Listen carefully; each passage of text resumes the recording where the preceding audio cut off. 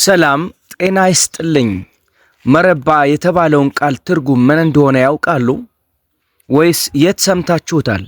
ይህ ቃል በቅርቡ በታዋቂው ድምፃዊ ቴዲ አፍሮ አዲስ አልበም ኢትዮሪካ ውስጥ በአንዱ ሙዚቃ መግቢያ ላይ ተካቶ በመሰማቱ የብዙዎችን ትኩረት ስቧል። ዛሬ የዚህን ጥልቅ ቃል ትርጉምና በዜማው ጀርባ ያለችውን ባለቤት እናስተዋውቃችኋለን።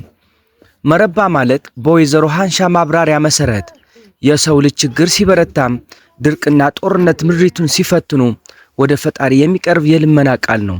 ቃሉ የአማራም የኦሮሞም የትግሬ ወይም ሌላ ሳይል የሰው ልጅ በሙሉ በኩል በማየት በመካከላችን ያለው ልዩነት እንዲበርድና ሰላም እንዲሰፍን የሚጠየቅበት ታላቅ ጸሎት ነው። መረባ የአላህ እዝነትና ቸርነት በምድሪቱ ላይ እንዲዘንብ የሚደረግ መንፈሳዊ ጥሪ ነው። ይህን ድንቅ የምርቃት ቃልና ዜማ በቴዲ አፍሮ አዲሱ አልበም ኢትዮሪካ ውስጥ በመጀመሪያው መግቢያ ላይ እናገኘዋለን።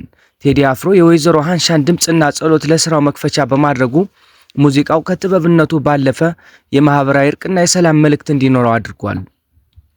ይህም የሀገራችንን ጥንታዊ የጸሎትና የምርቃት ስነ ቃል ለትውልድ እንዲተላለፍ ትልቅ በር ከፍቷል።